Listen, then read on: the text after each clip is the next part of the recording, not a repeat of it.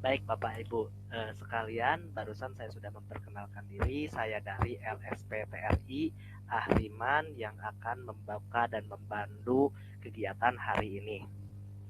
Oke Bapak Ibu sekalian, sebelum kita memulai pada kegiatan webinar malam hari ini yang bakalan dipandu atau narasumber itu Ibu Ranti Por sebagai narasumber. Kita sapa-sapa dulu, ada siapa aja dan dari mana. Di sini ada Apip Rahman Hakim, Bapak Apip Rahman Hakim atau Kakak Apip Rahman Hakim. Dari mana? Kalau boleh tahu, supaya kita tahu di sini itu yang hadir itu dari mana aja. Oke, silahkan ditulis di kolom room ya, nama asalnya dari mana, supaya kita tahu. Oke, Kapriska dari Medan, Kak Habib Rahman dari Pekanbaru. Yang lainnya boleh ditulis dulu ya, Kak Haikal dari Bandung, Kak Taining dari Blitar, Kak Yurika Palembang. Oh, ternyata pada jauh-jauh ya. Oke, kita bakalan Kak Isna ini dari Bogor, Kak Anggi dari Padang, Kak Usman dari Lombok, Kak Henry dari Bugo Jambi. Bugo Jambi.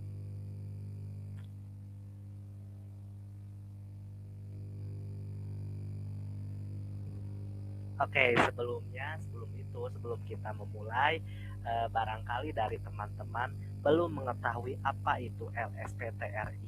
LSPTRI ini merupakan lembaga sertifikasi profesi teknologi, rekayasa, dan informasi. Nah, untuk lebih jelasnya, kita bakalan tonton ulang video yang tadi sebelumnya kita sempat tonton. Kita putar ulang lagi dan kita dengarkan apa itu LSPTRI, yang nantinya barangkali teman-teman eh, penasaran atau misalkan pengen mengetahui lebih banyak lagi, kita terbuka ya untuk teman-teman. Kita tonton dulu ya, kita saksikan untuk profil LSPTRI.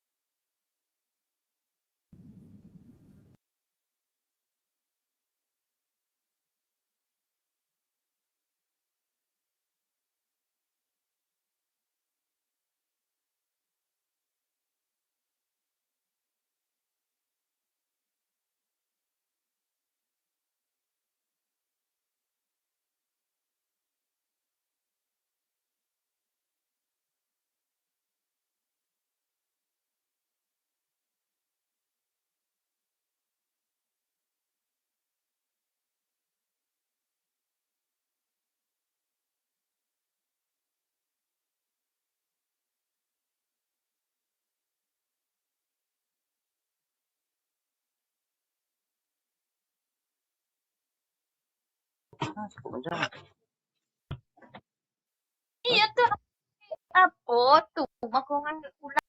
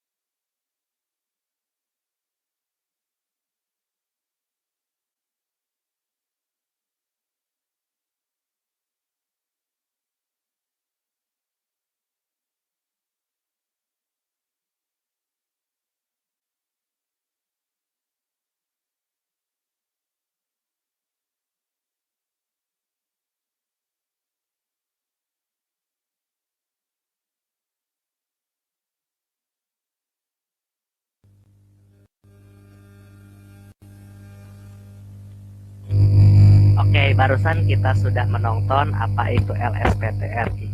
Sekarang saya mau coba tes buat teman-teman semua, nanti komen di kolom room ya, room chatnya. Kira-kira untuk LSPTRI ini merupakan lembaga sertifikasi profesi yang dinaungi oleh BNSP dan bisa bentar ini sinyalnya.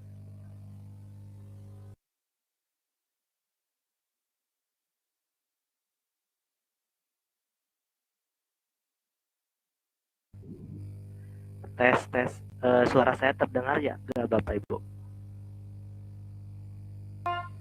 Berdengung gitu Pak. Oke. Berdengung tapi terdengar jelas nggak? Biar kita Kurang jelas Pak. kurang jelas. Oke. Kalau sekarang jelas nggak?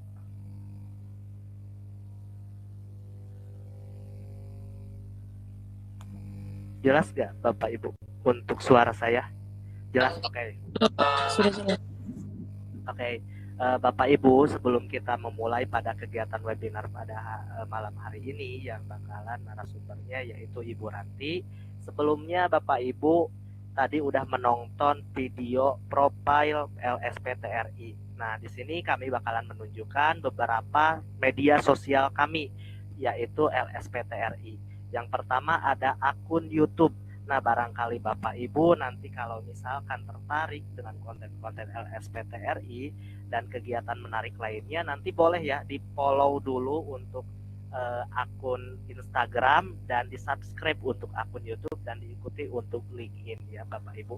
Nah, untuk akun YouTube-nya itu ada di @lsptri official ya Bapak Ibu. Silahkan untuk subscribe dulu kegiatan yang nanti kegiatan lagi up ya, Pak Ibu lihat kembali telah dilakukan dan untuk di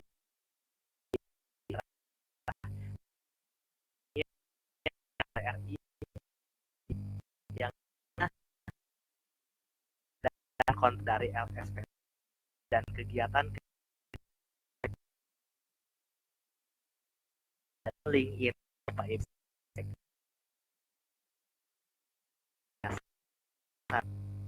dan informatika.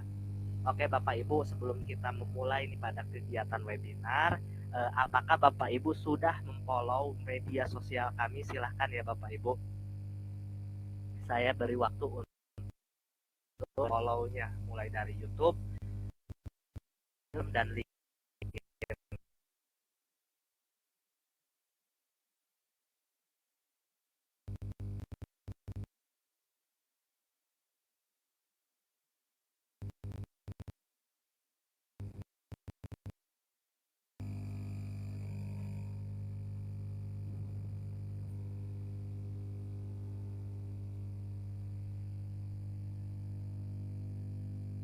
Oke Bapak Ibu, kalau semisal sudah follow akun media sosial kami RI, barangkali Bapak Ibu ingin melaksanakan sertifikasi di LRI. Nah, untuk melakukan sertifikasi di LSPTRI, Bapak Ibu harus memiliki akun dari LSPTRI ini. Saya bakalan menuntun Bapak Ibu bagaimana cara daftar untuk akun LSPTRI ini. Saya bakalan share screen dulu ya Bapak Ibu, silahkan dilihat lagi. Oke, jangan lupa ya untuk follow akun media sosial kami supaya tidak ketinggalan konten-konten dan kegiatan-kegiatan menarik lainnya di LSPTRI.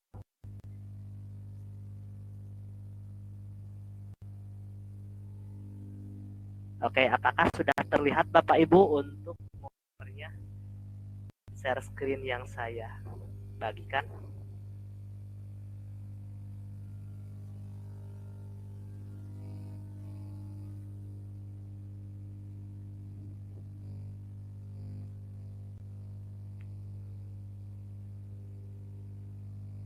Oke, nah untuk akun websitenya LSPTRI kita tulis aja sptri.id.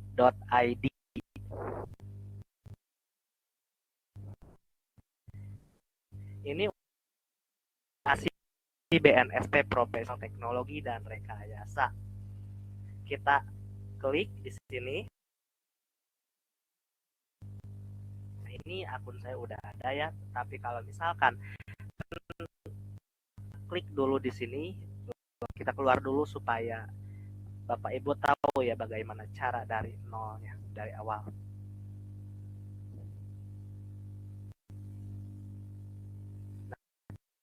Ini ada sertifikasi media kontak kami. Nah, Bapak Ibu log ini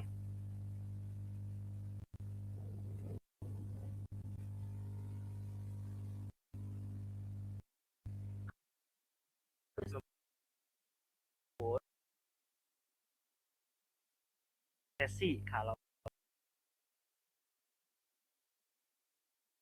buka. Nah, karena Bapak Ibu belum memiliki, Bapak Ibu daftar gratis sekarang. Nomor masih pas. Kalau misalkan sudah, Bapak Ibu tinggal klik daftar yang nantinya bakalan diarahkan ke bagian login. Nanti tampilannya kalau misalkan udah memiliki daftar sekarang atau akunnya, kalian bakalan diarahkan ke login sekarang.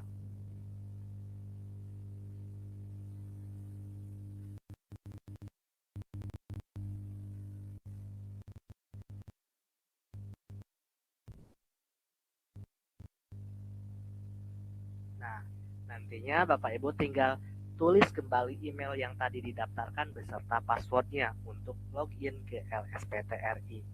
Nah, segitu ya Bapak Ibu bagaimana cara daftar di LSPTRI websitenya. Apakah ada yang mau ditanyakan dulu Bapak Ibu sebelum kita serahkan pada kegiatan utama kita, yaitu webinar bersama Ibu Ranti.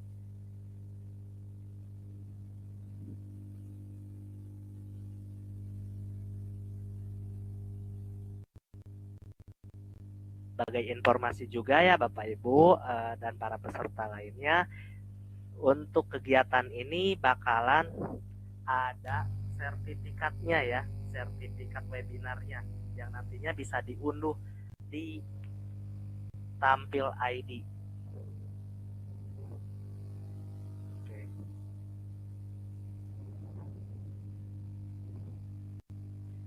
Untuk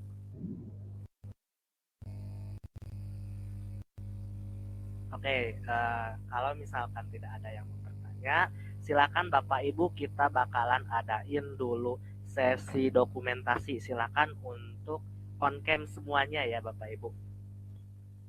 Silakan para peserta lainnya juga kita on cam supaya bisa dokumentasi.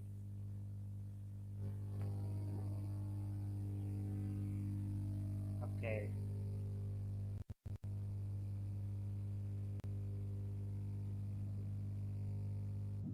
Oke, semuanya on cam ya Bapak Ibu. Kita dokumentasi.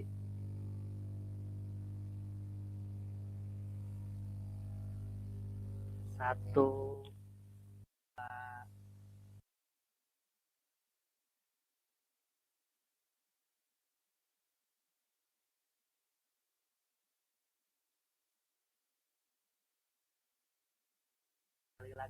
sekali lagi Bapak Ibu kita. 1, 2, 3.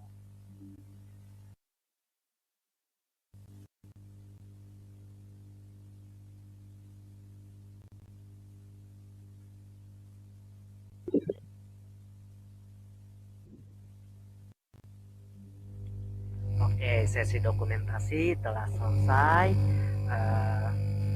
Sebelum itu saya coba bacakan dulu untuk judul webinar kali ini yang bakalan dipandu oleh narasumber kita, yaitu Ibu Ranti.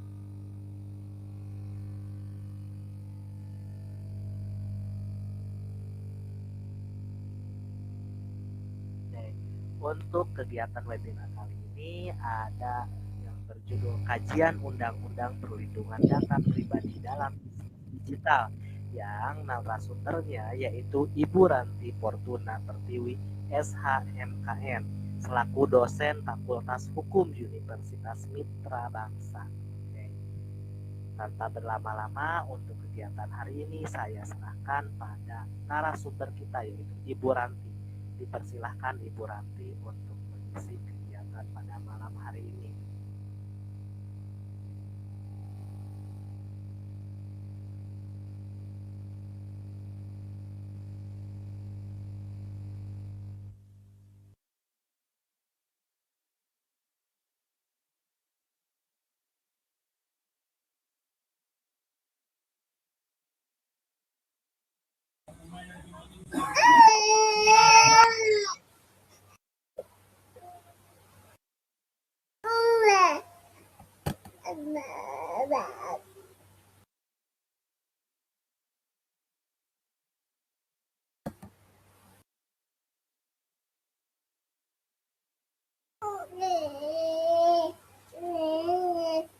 Baik, saya izin bertanya, apakah suara saya sudah terdengar?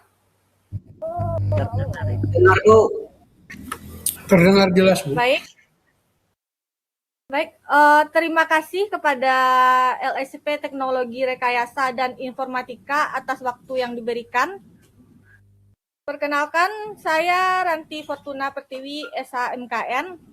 Malam ini saya akan memaparkan materi mengenai kajian Undang-Undang Perlindungan Data Pribadi dalam bisnis digitalnya.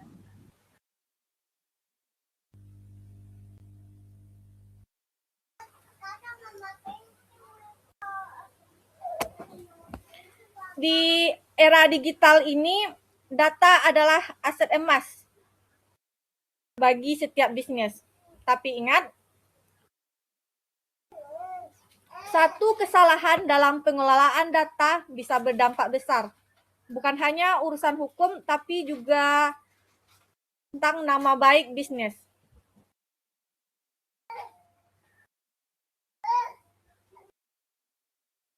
Nah, di webinar ini kita akan belajar bersama mulai dari poin-poin penting di dalam Undang-Undang Perlindungan Data Pribadi, kewajiban apa saja yang harus dipenuhi bisnis, sampai strategi praktis agar data pelanggan kita tetap aman.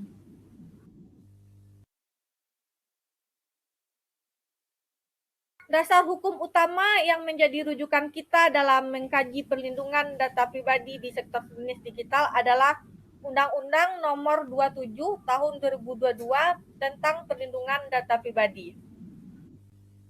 Atau untuk selanjutnya kita sebut Undang-Undang PDP. Kehadiran Undang-Undang Perlindungan Data Pribadi ini sangat penting. Kenapa? Karena undang-undang ini berfungsi sebagai payung hukum yang komprehensif dan menjadi tonggak sejarah perlindungan data di Indonesia. Di dalam undang-undang ini ditegaskan bahwa setiap pelaku usaha di bidang digital memiliki tanggung jawab hukum. Tanggung jawab tersebut melekat baik ketika berperan sebagai pengendali data pribadi, yaitu pihak yang menentukan tujuan dan melakukan pengendalian pemrosesan data maupun sebagai pemproses data pribadi, yaitu pihak yang melakukan pemrosesan data atas nama pengendali data. Dengan demikian, melalui regulasi Undang-Undang Nomor 27 Tahun 2022, maka itu akan memastikan bahwa setiap pemrosesan data pribadi oleh bisnis digital itu dilakukan secara sah, transparan, dan bertanggung jawab demi melindungi hak-hak subjek data pribadi.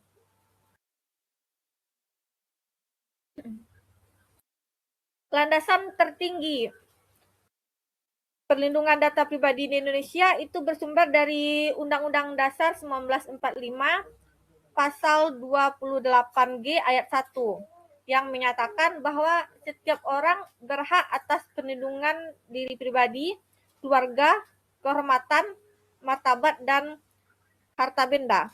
Artinya negara hadir untuk artinya negara hadir untuk menjamin hak konstitusional kita terkait privasi dan keamanan data.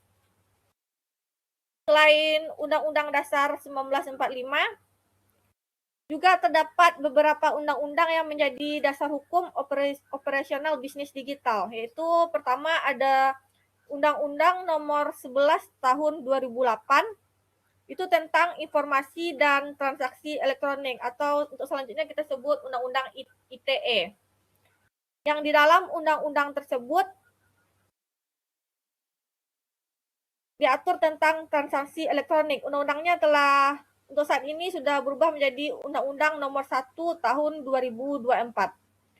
Undang-Undang ITE ini mengatur tata kelola informasi elektronik, transaksi elektronik, serta aspek keamanan siber dalam kegiatan bisnis digital. Lalu ada Undang-Undang Nomor 8 Tahun 1999 tentang perlindungan konsumen. Saat ini undang-undang ini sedang diproses untuk diperbarui, tapi masih belum selesai. Jadi termasuk undang-undang yang sedang urgen untuk dilakukan perubahan. Di dalam Undang-Undang Nomor 8 Tahun 1999 tentang perlindungan konsumen, itu tuh menjamin hak konsumen atas kenyamanan, keamanan, dan keselamatan dalam memanfaatkan jasa atau produk digital.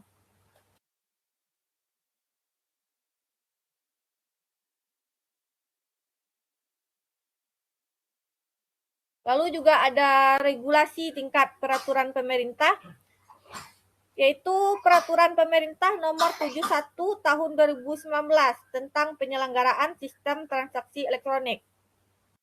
Dalam PP ini ditegaskan bahwa setiap pelaku usaha digital atau yang disebut penyelenggara sistem elektronik wajib mengoperasikan sistem elektroniknya secara aman, andal, dan bertanggung jawab. Lalu di dalam Peraturan Pemerintah Nomor 80 Tahun 2019 tentang perdagangan melalui sistem elektronik. PP ini mengatur secara khusus mengenai kewajiban para pelaku usaha perdagangan elektronik. Salah satu poin pentingnya adalah kewajiban untuk melindungi data pribadi para penggunanya.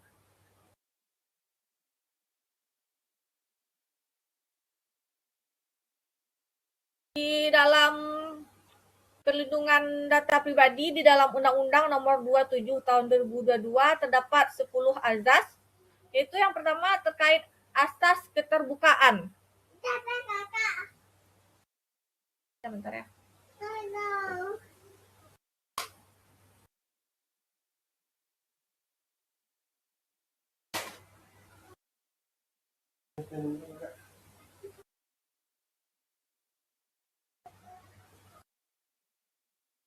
Asas keterbukaan itu tuh merupakan proses pemrosesan data harus dilakukan secara jelas dan transparan. Yang kedua, ada asas tujuan terbatas, yaitu data pribadi hanya boleh diproses untuk tujuan yang jelas dan sah. Ketiga, itu ada asas pertanggungjawaban, yang dimana diatur bahwa pengendali dan pemproses data wajib bertanggung jawab atas pemrosesan data. Lalu keempat, itu ada asas kepentingan subjek data, yaitu kepentingan hukum subjek data harus diutamakan dan dilindungi. Kelima, itu ada asas minimalisasi data, yaitu hanya data yang relevan dan secukupnya saja yang boleh dikumpulkan. Jadi tidak boleh meminta data di luar dari yang dibutuhkan. Keenam, ada asas akurasi, yang dimana data yang diproses itu harus akurat, lengkap, dan mutakhir. Ketujuh, ada asas pembatasan penyimpanan. Di dalam asas pembatasan penyimpanan itu artinya data hanya boleh disimpan selama diperlukan untuk tujuan pemrosesan. Kedelapan, itu ada asas keamanan data, Itu data harus dilindungi dengan langkah keamanan yang memadai. Kesembilan, itu ada asas kerahasiaan, yaitu data pribadi harus dijaga kerahasiaannya. Dan ke-10 itu ada asas keterpaduan, yang artinya seluruh asas itu dari asas pertama sampai asas ke-9 itu tuh harus diterapkan secara terintegrasi dan menyeluruh. Jadi saling berkaitan di antara 1 sampai asas yang ke-10 tersebut. Tujuan dibentuknya Undang-Undang Perlindungan Data Pribadi Nomor 27 Tahun 2022, yaitu ini berdasarkan yang tertulis di dalam undang-undang tersebut. Kehadiran Undang-Undang Perlindungan Data Pribadi itu memiliki 5 tujuan utama. Tujuan itu menjadi arah bagi negara, pelaku usaha, dan masyarakat dalam mengelola data pribadi di era digital. Pertama, itu untuk melindungi hak individu atas data pribadi. Yaitu setiap orang berhak mengontrol bagaimana data pribadinya dikumpulkan, digunakan, dan disebarkan. Kedua, untuk memberikan kepastian hukum bagi pengendali dan pemproses data. Undang-undang ini menjadi pedoman yang jelas agar pelaku usaha tahu apa yang boleh dan tidak boleh dilakukan. Dan tujuan yang ketiganya yaitu untuk membangun kepercayaan publik pada ekosistem digital. Yaitu artinya ketika data aman, masyarakat akan lebih percaya untuk bertransaksi dan beraktivitas secara online. Lalu keempat, untuk mewujudkan tata kelola data yang aman dan akuntabel. Artinya, pemrosesan data itu harus dilakukan secara bertanggung jawab dan dapat dipertanggungjawabkan. Dan yang kelima, yaitu menyelaraskan regulasi Indonesia dengan standar global. Artinya, penting agar bisnis digital Indonesia itu dapat bersaing dan bekerja sama dengan dunia internasional.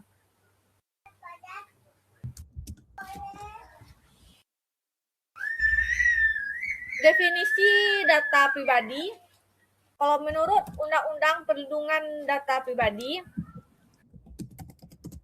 Pribadi itu adalah setiap data mengenai orang perorangan yang teridentifikasi atau dapat diidentifikasi. Identifikasi tersebut dapat berupa dilakukan sendiri maupun dikombinasikan dengan informasi lain, baik secara langsung maupun tidak langsung, melalui sistem elektronik atau juga sistem non-elektronik. Jadi sederhananya itu, selama data tersebut bisa mengarah kepada satu orang tertentu, maka data itu termasuk data pribadi. Contohnya seperti KTP, itu merupakan data pribadi.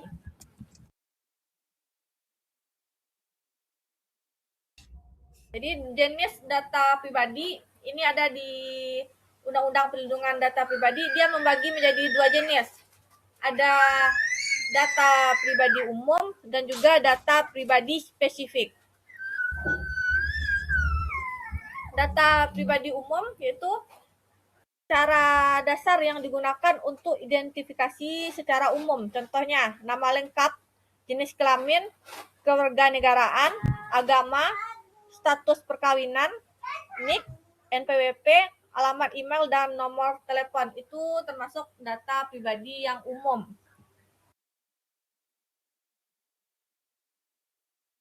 Lalu untuk data pribadi yang bersifat spesifik, itu tuh bersifat sensitif dan berisiko tinggi jika bocor. Contohnya, data kesehatan dan data genetik, data biometrik yaitu sidik jari, wajah, retina, data kejahatan dan catatan hukum, data anak, data keuangan dan kekayaan, dan data lain yang ditetapkan peraturan perundang-undangan.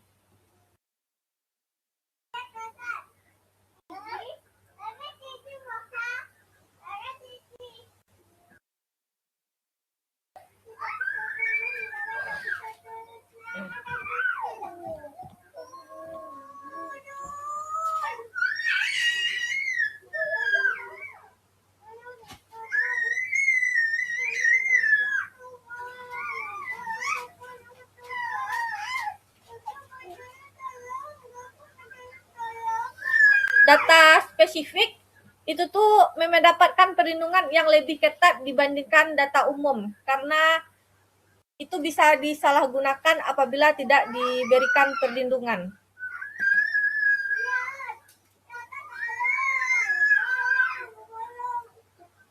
Ruang lingkup subjek. Subjek dari data pribadi yaitu orang perorangan yang datanya sedang diproses, baik itu WNI maupun WNA. Lalu pengendali data pribadi yaitu pihak yang menentukan tujuan dan melakukan kontrol pemrosesan data pribadi. Dan untuk pemrosesan data pribadi yaitu pihak ketiga, yaitu pihak yang menerima data pribadi dari pengendali atau pemproses data pribadi.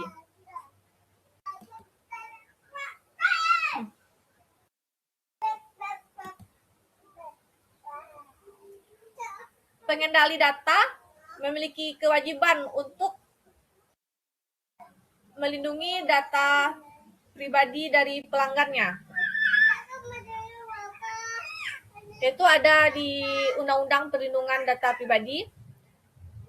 Memiliki dasar hukum pemrosesan, wajib memiliki dasar pemrosesan data pribadi seperti persetujuan eksplisit, adanya kewajiban kontraktual atau kewajiban hukum lainnya, itu diatur di dalam pasal 20.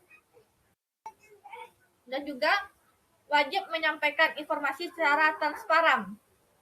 Wajib menyampaikan informasi mengenai identitas, tujuan pemrosesan, jangka waktu penyimpanan, dan hak-hak dari pemilik data.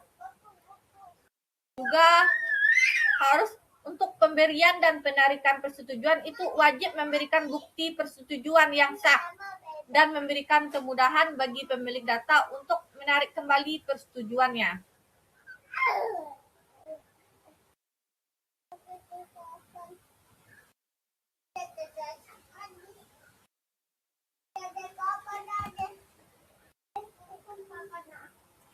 Dan juga untuk perekam kegiatan pemrosesan itu wajib mencatat seluruh aktivitas pemrosesan data pribadi secara tertib. Lalu ada pembatasan akses, yaitu wajib membatasi akses personal terhadap data pribadi berdasarkan kewenangan operasional. Lalu adanya pengamanan sistem. Wajib melindungi data pribadi dari pengaksesan yang tidak sah dengan teknologi keamanan yang andal. Lalu ada penilaian dampak. Itu wajib melakukan penilaian dampak perlindungan data pribadi untuk pemrosesan yang memiliki risiko tinggi.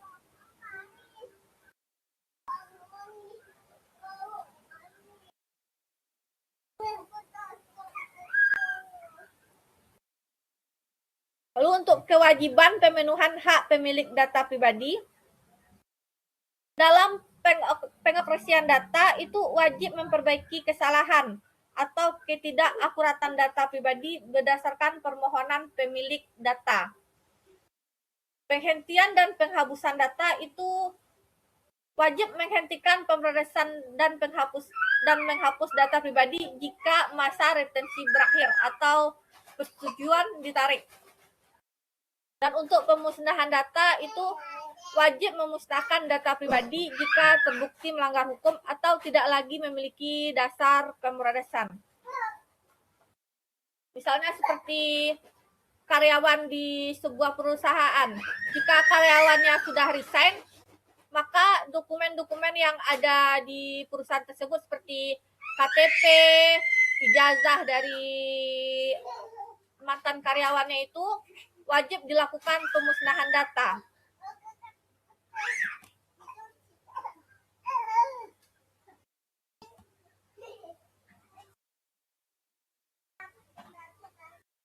Dan juga harus adanya kewajiban kedaruratan dan pengawasan spesifik. Yaitu adanya notifikasi kebocoran data. Wajib memberikan pemberitahuan tertulis resmi maksimal 3 kali 24 jam. Berarti dalam 2 hari harus ada notifikasi tertulis resmi. kepada otoritas dan pemilik data jika terjadi kegagalan perlindungan data. Lalu adanya penunjukan pejabat perlindungan data. Wajib menunjuk pejabat perlindungan data jika memproses data untuk kepentingan pelayanan publik atau dalam skala besar.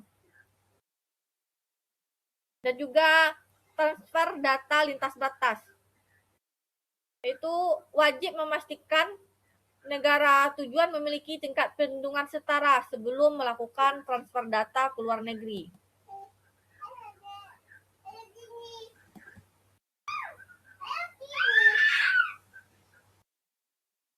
Untuk prosedur hukum, bisa dilakukan pengaduan. Subjek data pribadi dapat mengajukan pengaduan ke Lembaga Perlindungan Data Pribadi. Itu jika terjadi pelanggaran. Juga bisa dengan cara mediasi, yaitu LPD melakukan mediasi, fasilitasi dan penyelesaian sengketa antara subjek data dengan pengendali atau pemproses data. Dan juga adanya pengawasan dan pemeriksaan. LPD melakukan pengawasan, pemeriksaan, dan meminta keterangan dari pihak terkait. Lalu ada sanksi administratif. LPD dapat memberikan sanksi berupa peringatan tertulis, penghentian pemrosesan, penghapusan data, hingga denda administratif. Lalu untuk upaya hukum lain, subjek data itu dapat menempuh jalur perdata untuk ganti rugi atau jalur pidana jika terdapat unsur pidana.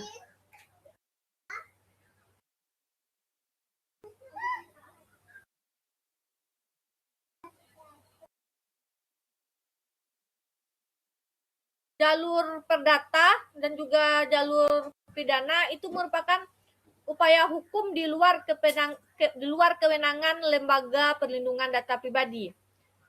Jadi setelah mengajukan pengaduan ke LPD, maka subjek data itu juga dapat menempuh jalur perdata dan juga jalur pidana. Subjek data pribadi itu maksudnya orang yang datanya disalahgunakan. Jalur perdata itu untuk tujuan memperoleh ganti kerugian, yaitu dengan cara mengajukan gugatan ke pengadilan negeri. Contoh, kebocoran data yang menimbulkan kerugian material atau imaterial, sehingga subjek data menuntut kompensasi.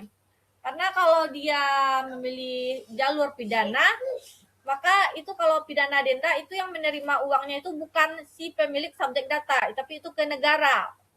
Kalau jalur perdata, maka untuk ganti kerugian, maka subjek tersebut bisa menerima uang ganti rugi dari pihak yang merugikan atau pihak yang melakukan pelanggaran dalam proses data tersebut.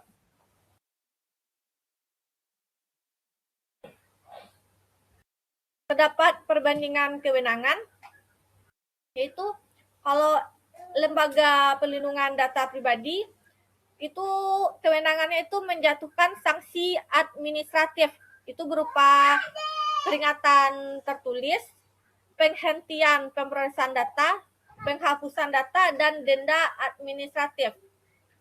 Dan untuk jalur perdata itu penyelesaian ganti kerugian melalui lembaga peradilan. Dan untuk jalur pidana itu penegakan hukum terhadap pelaku melalui proses kepolisian, kejaksaan, hingga pengadilan. Jadi kesimpulannya,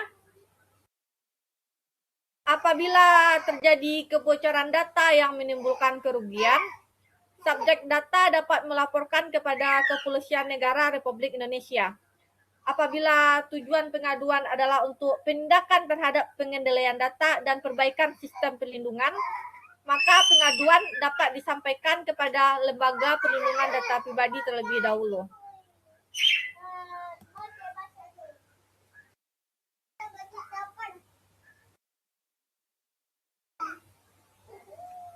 Undang-undang perlindungan data pribadi itu ada kaitannya dengan Undang-Undang ITE.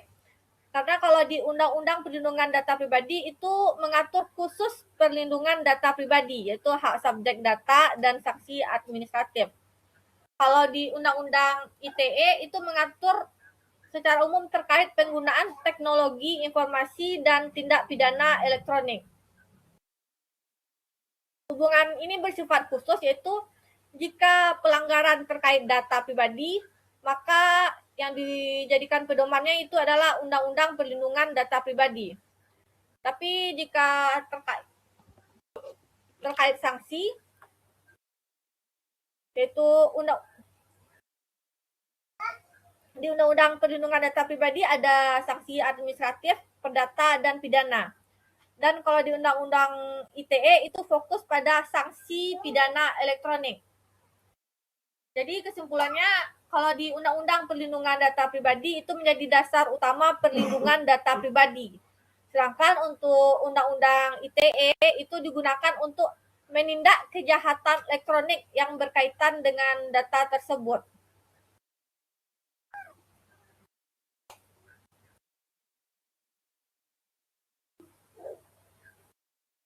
Jadi untuk Undang-Undang Perlindungan Data Pribadi itu digunakan saat pelanggaran terkait data pribadi. Contoh, kebocoran data, jual beli data, tidak penuhi hak subjek data. Itu tujuannya adalah untuk perlindungan data dan sanksi administratif. Sedangkan kalau Undang-Undang ITE itu digunakan saat pelanggaran terkait perbuatan melawan hukum di elektronik atau di dunia digital. Contohnya seperti kasus peretasan, penyebaran data, dan penipuan online. Maka dasar hukum yang digunakan adalah Undang-Undang ITE, yaitu Undang-Undang Nomor 11 Tahun 2008, yang tujuannya adalah untuk penindakan pidana.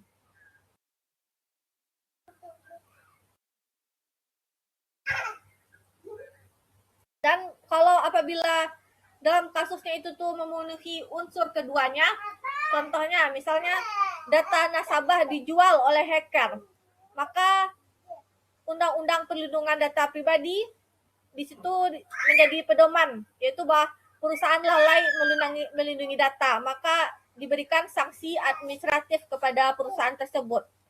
Dan juga Undang-Undang ITE juga diberlakukan kepada hacker, karena hacker itu melakukan akses ilegal dan penyebaran data. Maka terhadap hacker tersebut diberikan sanksi pidana. Jadi kesimpulannya, kalau Undang-Undang Perlindungan Data Pribadi itu fokus kepada perlindungan data dan tanggung jawab dari pengendali data tersebut. Sedangkan kalau di Undang-Undang ITE itu fokus kepada tindak pidana elektronik.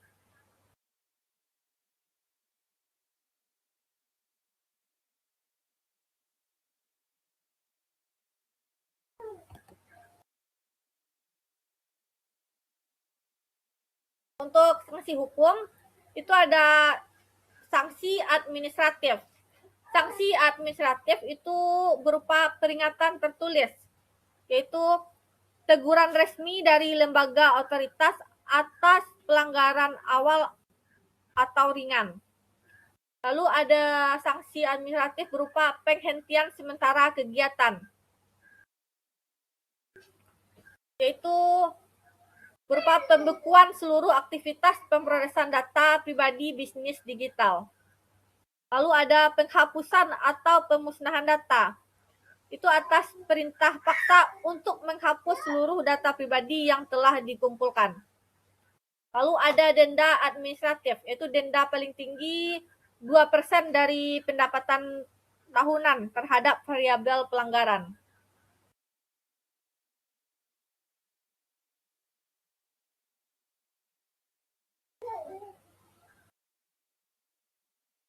Lalu untuk sanksi pidana bagi korporasi dan pelaku usaha, ada pidana denda korporasi, yaitu denda pidana maksimal bagi korporasi atau badan usaha dapat dijatuhkan hingga 10 kali lipat dari maksimal denda pidana orang perseorangan.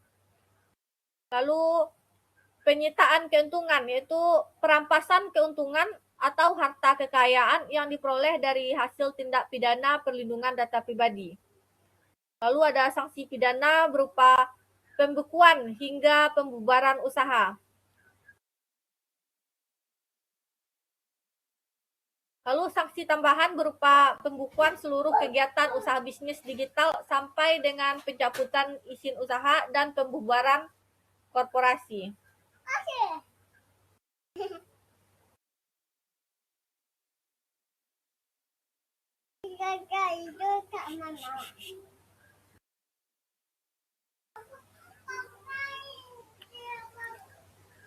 Untuk prinsip perlindungan data itu ada 10 prinsip. Ini sama dengan azas tadi, itu prinsipnya itu ada keterbukaan, yang artinya transparan ke user atau transparan kepada pengguna, yaitu kebijakan privasinya itu jelas. Lalu ada prinsipnya itu tujuan terbatas, yaitu kumpulkan data itu sesuai yang sah. Untuk pertanggungjawaban itu harus bisa diaudit. Ada DPO dan ada SOP-nya. Dan untuk prinsip kepentingan subjek data itu dahulukan hak user akses untuk hapus atau untuk koreksi. Lalu ada prinsip minimalisasi data, yaitu ambil data seperlunya saja. Untuk prinsip akurasi itu data harus benar dan bisa diupdate. Lalu ada prinsip pembatasan penyimpanan, yaitu data tersebut harus dihapus jika sudah tidak perlu. Lalu ada prinsip keamanan data, yaitu ada enkripsi atau ada notif untuk mencegah kebocoran.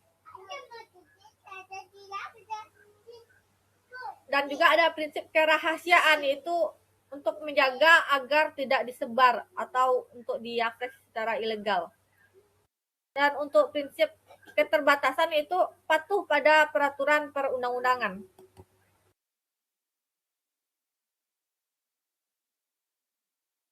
Jadi perbedaannya itu jika terdapat perbedaan dengan privasi,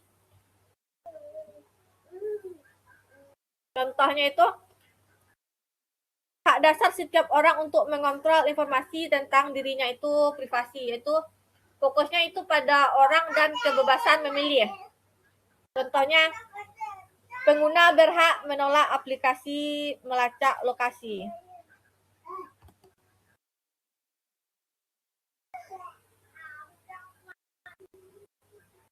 Sedangkan kalau untuk perlindungan data pribadi itu tuh ada kewajiban hukum dan teknis untuk menjaga data agar aman dari penyalahgunaan.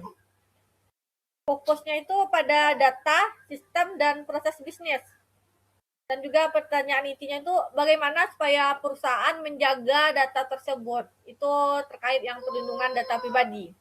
Contohnya itu seperti perusahaan wajib melakukan enkripsi dan memberitahu jika terjadi kebocoran.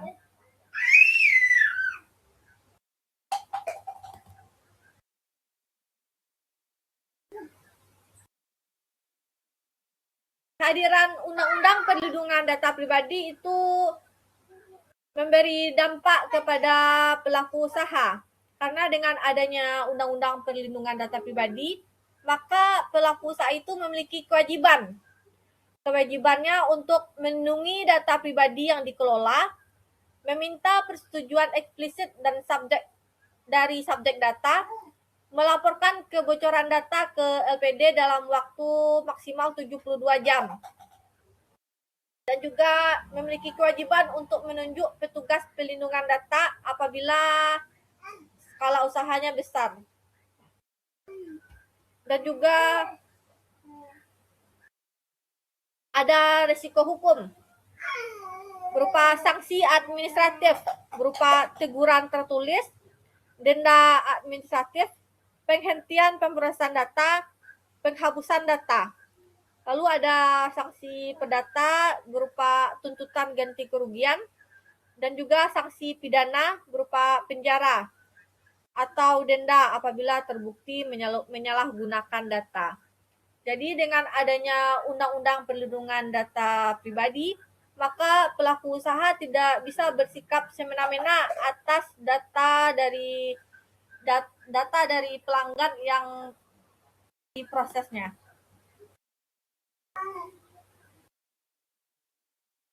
Dan juga ada dampaknya terhadap operasional, yaitu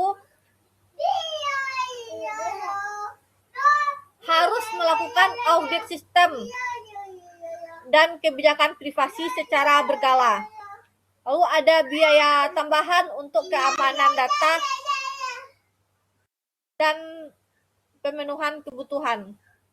Lalu kepercayaan konsumen meningkat apabila perusahaan terbukti patuh. Jadi kesimpulannya, Undang-Undang Perlindungan Data Pribadi itu mewajibkan pelaku usaha mengelola data secara akuntabel dan aman. Dan fakta di lapangan, yang patuh akan lebih dipercaya dan yang lalai berisiko kena sanksi berat. Maka para pelaku usaha lebih baik untuk patuh terhadap Undang-Undang Perlindungan Data Pribadi, karena itu juga akan menarik pelanggan apabila pelaku usahanya patuh terhadap hukum.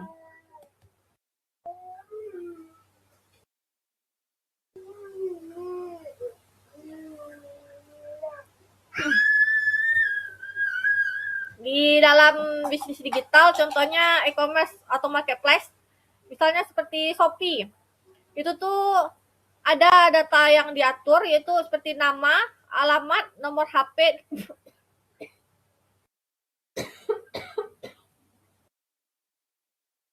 dan histori belanja.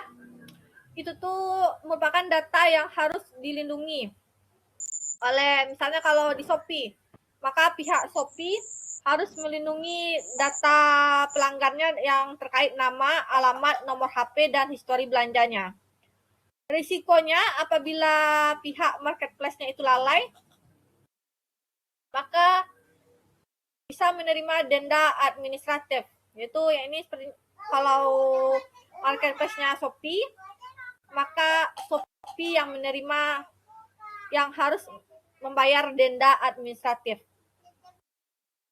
Lalu untuk seperti bisnis keuangan digital, itu KTP, NPWP, rekening, dan juga skor kredit, itu merupakan data yang harus dilindungi, tidak boleh disebar. Risiko jika lalai maka terdapat sanksi berat, yaitu berupa pidana, karena itu merupakan data spesifik. Dan untuk platform dan sosial media, seperti Instagram, Facebook, itu tuh diatur tentang untuk melindungi data akun, email, perilaku, dan cookie. Itu jika lalai maka terdapat tuntutan perdata atau penghentian pemrosesan data. Dan juga terkait aplikasi, itu data karyawan, pasien, dan siswa itu termasuk data yang dilindungi, yaitu wajib lapor ke LPD jika data tersebut bocor. Dan juga layanan on demand, yaitu berupa data lokasi, data pengemudi, dan pelanggan.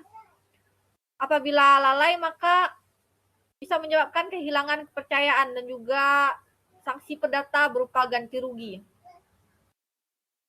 Dan juga untuk media digital, data subscribe dan data pembayaran itu tidak boleh disebar, karena risikonya apabila lalai maka akan diberi teguran dan juga pemblokiran sistem. Dan juga untuk UMKM digital, itu database pelanggan, nomor WA, email, itu tuh harus tidak boleh disebar karena akan ada sanksi administratif walaupun skalanya itu skala kecil.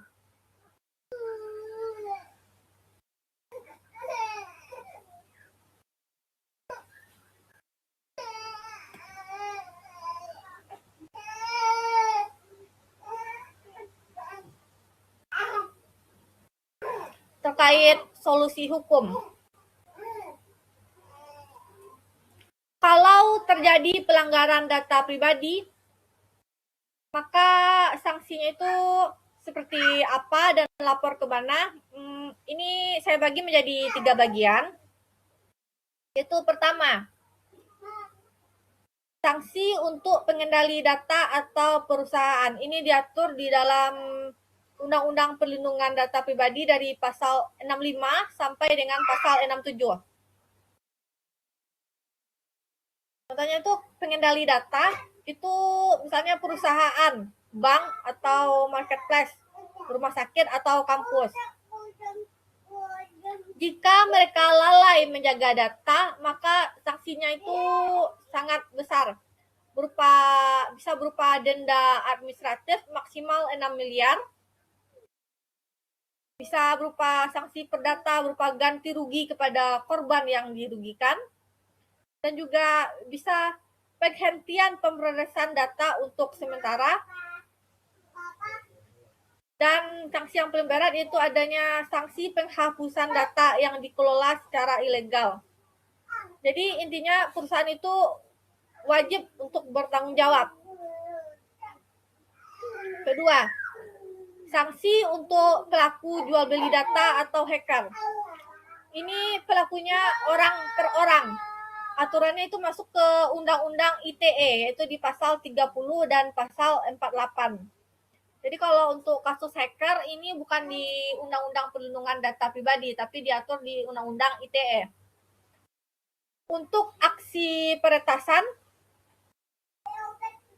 akses ilegal dan penyebaran data pribadi, itu sanksinya adalah sanksi pidana.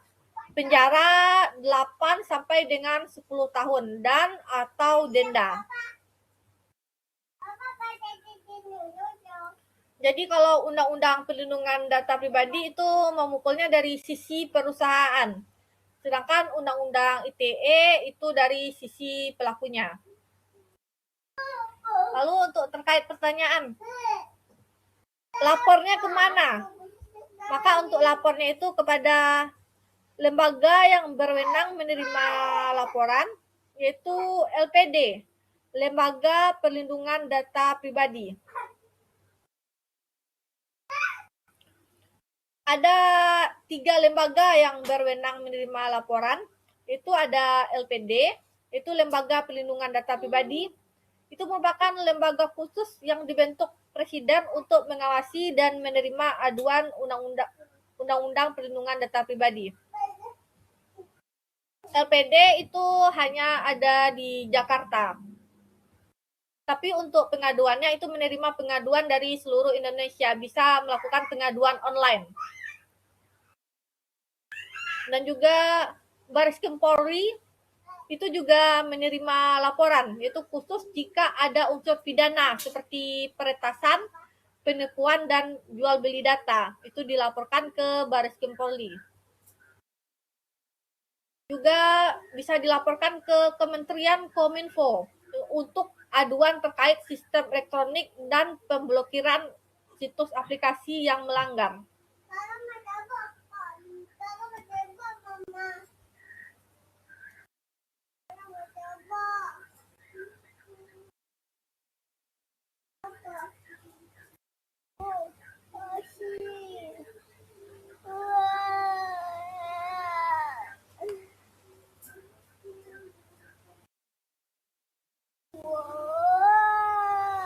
Solusi untuk konsumen yang menjadi korban, yaitu pertama, laporkan kejadiannya itu ke LPD atau ganti password akun. Dan juga berikan aktivasi 2 cara untuk login. Jadi misalnya login ke Facebook itu jangan hanya menggunakan password, juga tambahkan dengan notifikasi SMS. Lalu bisa dengan ajukan permintaan ganti rugi ke perusahaan melalui jalur perdata, itu sesuai dengan Undang-Undang Perlindungan Data Pribadi. Dan pantau rekening, email, dan nomor HP untuk cegah penyalahgunaan lebih lanjut.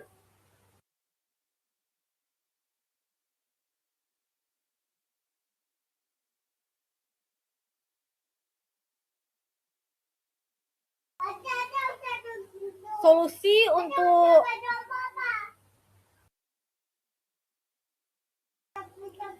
ini kasus yang sering terjadi dulu sebelum kita mengenal isi pulsa secara online, karena kalau atau mungkin yang ibu-ibu yang tua atau orang tua kita itu biasanya belum mengenal transaksi digital, jadi beli pulsa HP itu masih di konter, dan biasanya setelah isi pulsa di konter itu sering menerima spam SMS dari iklan-iklan yang sebenarnya kita tidak meminta. Maka untuk pelaporan untuk kasus penyalahgunaan data pribadi oleh konter HP itu mana pemilik konter HP itu memperjualbelikan nomor HP dari orang-orang yang membeli pulsa di tempatnya itu.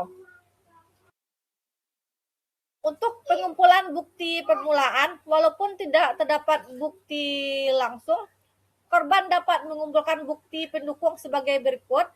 Itu ada tangkapan layar pesan singkat spam beserta nomor pengirim dan waktu diterimanya pesan.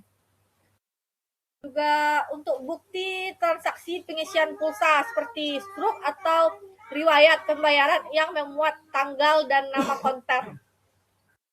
Juga ada catatan kronologi kejadian, yaitu meliputi tanggal pengisian pulsa dan waktu diterimanya pesan spam.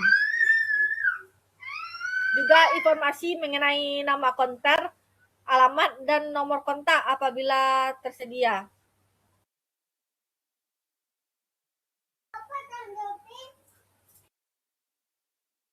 Lembaga yang dapat menerima laporan itu adalah Lembaga Perlindungan Data Pribadi,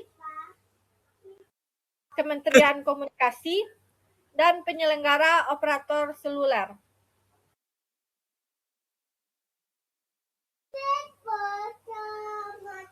Dalam realita di lapangan, termasuk sulit untuk diproses apabila kita melaporkan konter yang memperjualbelikan nomor HP para konsumennya. Tapi meskipun bukti itu sulit untuk diperoleh, laporan itu tetap penting karena Lembaga Perlindungan Data Pribadi dan Kepolisian itu dapat melakukan investigasi berdasarkan pola aduan. Apabila terdapat banyak laporan terhadap konter yang sama, maka hal tersebut dapat menjadi dasar untuk tindakan lebih lanjut. Misalnya, banyak yang melapor bahwa di konter pulsa itu setelah isi pulsa langsung menerima banyak spam pesan. Semakin banyak yang mengadu, maka hal tersebut menjadi dasar untuk tindakan yang lebih lanjut. Lembaga Perlindungan Data Pribadi itu berwenang melakukan pengawasan dan pemberian sanksi administratif kepada pengendali data. Pengendali data dalam kasus tersebut adalah pihak konternya. Jadi, untuk kesulitan pembuktian terhadap satu pelaku itu dapat diatasi melalui akumulasi laporan masyarakat. Tujuan utama pelaporan adalah agar Lembaga Perlindungan Data Pribadi dapat melakukan pengawasan dan memberikan efek jera kepada pelaku usaha lain. Secara praktis di lapangan, penegakan hukum terhadap pelaku skala kecil itu memang menghadapi tantangan realitas sosial seperti drama kemanusiaan. Misalnya, saya orang susah, saya tidak mampu membayar denda. Misalnya apabila ditegur, jawabannya biasanya seperti itu. Namun, di aturan hukum di Undang-Undang Nomor 27 Tahun 2022 tentang perlindungan data pribadi tersebut itu tetap berlaku kepada siapa saja tanpa memandang skala usaha. Jadi pelaku usaha kecil juga bisa terkena dampak dari Undang-Undang Nomor 27 Tahun 2022 tersebut.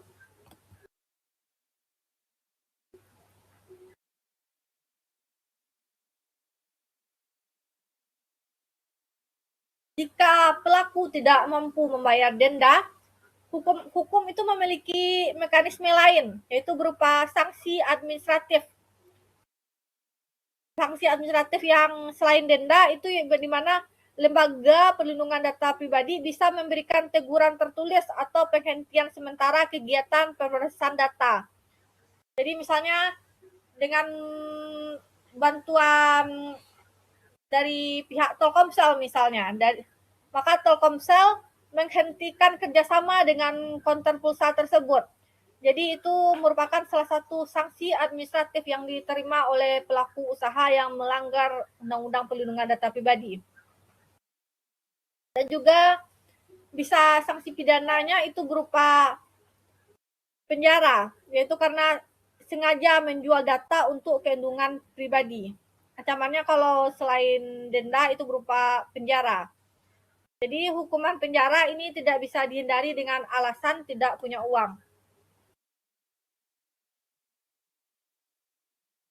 Pedagang konter kecil itu biasanya berperan sebagai mitra atau perpanjangan tangan dari distributor besar atau operator seluler. Jadi laporan masyarakat itu berguna agar lembaga perlindungan data pribadi bisa menegur pihak operator dan distributor utama yang menyuplai data atau kartu ke konter tersebut. Jadi jika operator memperketat sistem dan memutuskan kemitraan konter yang nakal, maka konter tersebut tidak bisa berjualan lagi.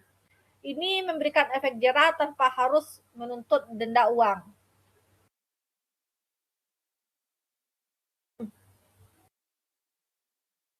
Akumulasi laporan itu mengubah kasus kecil menjadi prioritas. Satu konter pulsa mungkin terlihat kecil, namun jika ada ratusan konter melakukan pola yang sama, maka polisi atau lembaga perlindungan data pribadi akan melihat ini sebagai sindikat atau kejahatan yang terorganisir.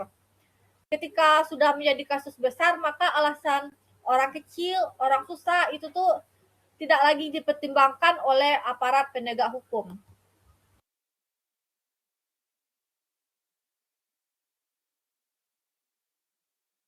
Dan juga ini yang sering terjadi kepada mahasiswa atau dosen yang karena biasanya untuk syarat wisuda itu harus mengikuti beberapa seminar. Yaitu sering terjadi adanya penyelenggara webinar yang bertindak sebagai pengendali data pribadi itu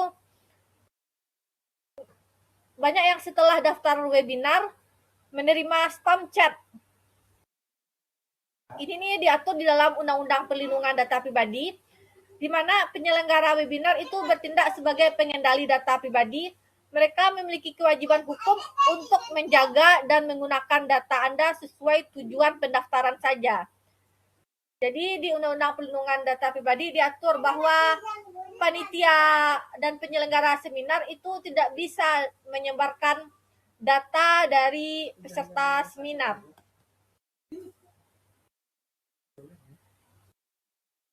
Penjualan atau penyebaran data tanpa izin itu jika penyelenggaraan webinar membocorkan atau menjual daftar email peserta ke pihak ketiga, misalnya perusahaan iklan atau platform digital lain, sehingga peserta webinar tersebut dihujani banyak email pemasaran produk yang tidak relevan, maka itu tuh merupakan pelanggaran dari pasal 65 Undang-Undang Perlindungan Data Pribadi dengan ancaman pidana. Dan juga diatur tentang penyalahgunaan persetujuan. Saat mendaftar, apabila tidak ada opsi centang persetujuan untuk dikirimi email promosi, namun tetap mengirimnya secara sepihak.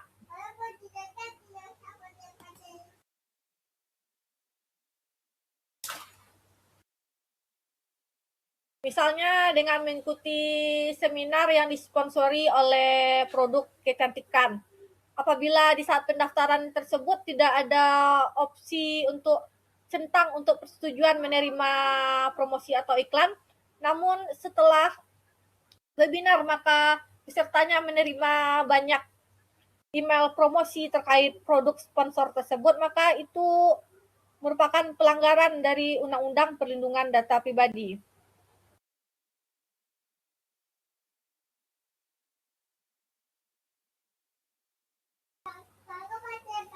Cara mengumpulkan bukti dan melaporkannya. Pertama, itu kumpulkan bukti digital berupa tangkapan layar formulir pendaftaran webinar atau email konfirmasi sukses mendaftar. Jadi di saat mendaftar itu di screenshot, itu membuktikan bahwa peserta tersebut memberikan email kepada pihak penyelenggara webinar. Dan juga buktinya itu berupa tangkapan layar email spam, yaitu biasanya tuh email tentang promosi produk dan lain-lain, itu di screenshot. Dan juga dengan adanya kesamaan pola, perhatikan apakah email spam tersebut menggunakan nama lengkap sesuai format unik yang dimasukkan saat mendaftar webinar. Itu merupakan salah satu bukti untuk melaporkannya.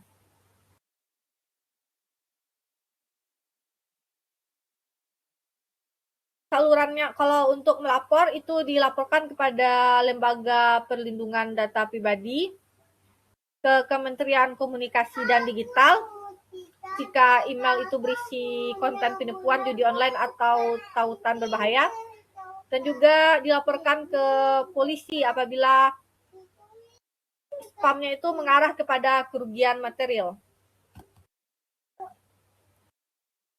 Dan tips tambahannya, cek kembali di bagian bawah email spam tersebut. Berdasarkan etika digital dan Undang-Undang ITE,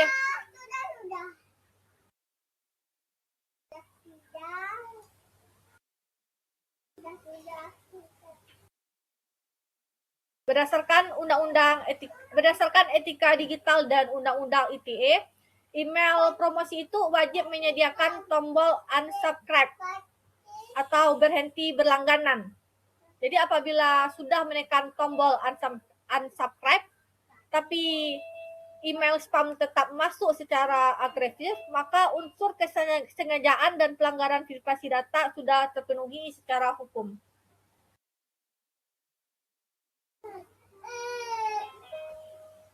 Jadi kesimpulannya terkait perlindungan data pribadi, itu perlindungan data pribadi itu merupakan kewajiban bagi setiap pengendali data, termasuk pelaku usaha konvensional seperti konter telepon seluler.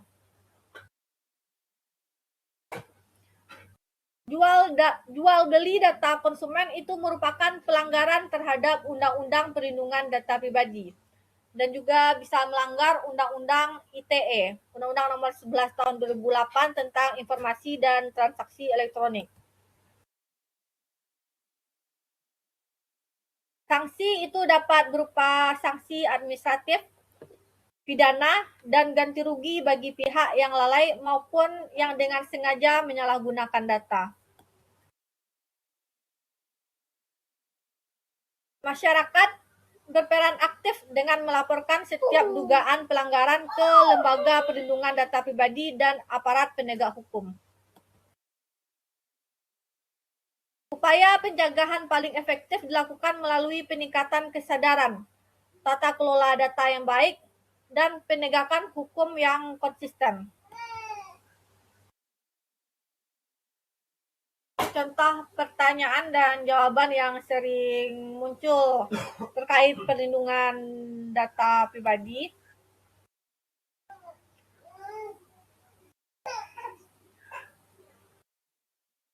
Siapa yang dimaksud dengan pengendali data dan pemproses data?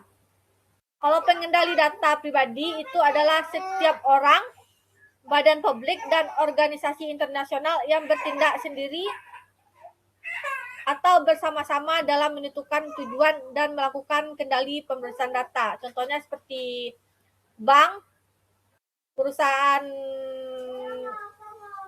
e-commerce, dan kampus.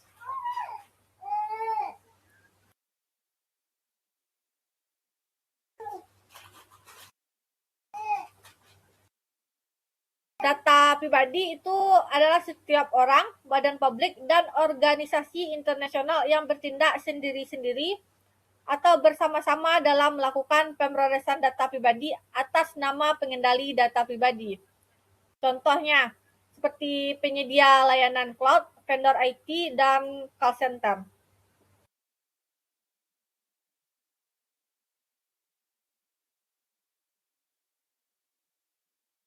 Lalu misalnya saya mendaftar webinar, lalu mendapatkan spam promosi tanpa izin.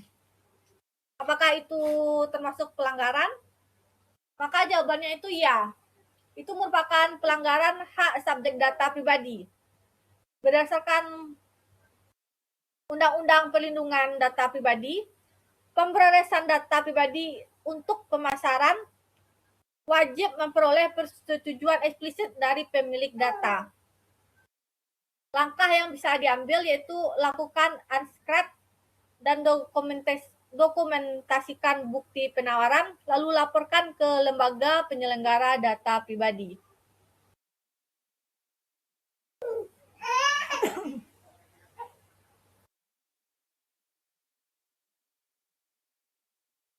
Lalu apabila data bocor di aplikasi pinjol atau di marketplace, yang menjadi penanggung jawabnya itu ialah pengendali data pribadi. Pengendali data pribadi itu wajib bertanggung jawab atas keamanan data tersebut. Jika terjadi kegagalan perlindungan, maka pengendali data tersebut wajib memberikan pemberitahuan tertulis kepada pihak yang pada subjek data, yaitu pemilik datanya yang tersebar tersebut.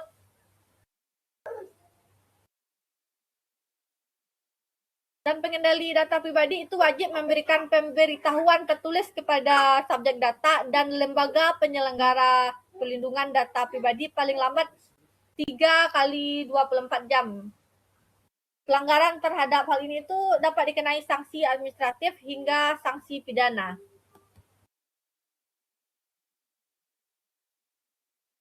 Lalu apabila karyawan membocorkan data nasabah, apakah perusahaan juga akan dikenai sanksi? Maka jawabannya iya. Perusahaan selaku pengendali data pribadi itu wajib menjamin keamanan sistem. Jika kebocoran terjadi akibat kelalaian dalam menjaga sistem penjaminan keamanan, perusahaan dapat dikenai sanksi administratif, sementara pelaku pembocoran dapat dikenai sanksi pidana perorangan.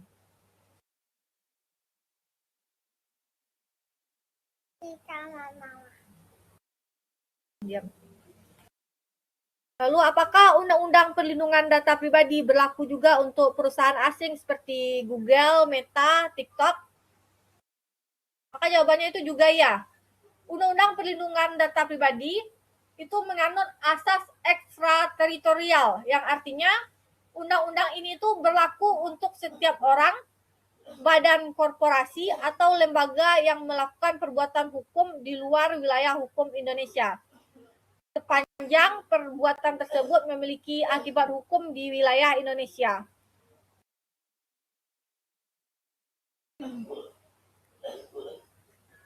Atau bagi subjek data pribadi warga negara Indonesia di luar wilayah hukum Indonesia.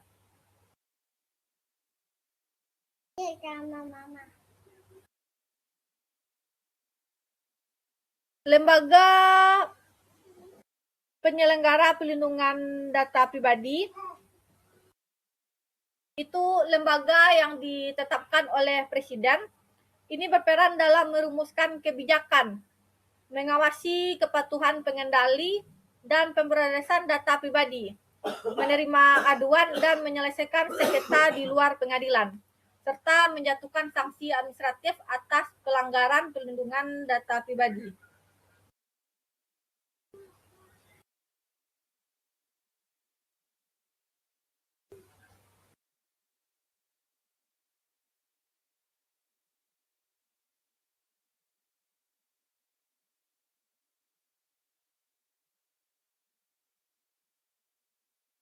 Jadi kesimpulannya, undang-undang itu sudah memberikan gigi. Ada sanksi untuk perusahaan yang lalai. Ada sanksi pidana untuk pelakunya.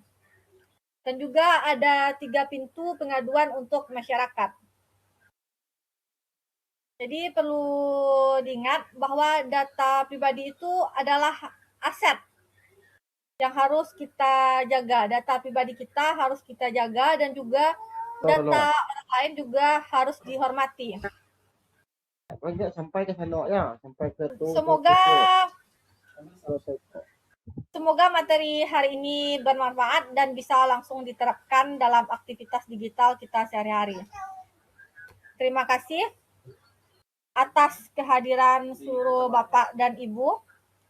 Sampai jumpa di webinar berikutnya. Webinar hari ini saya akhiri. Selamat malam.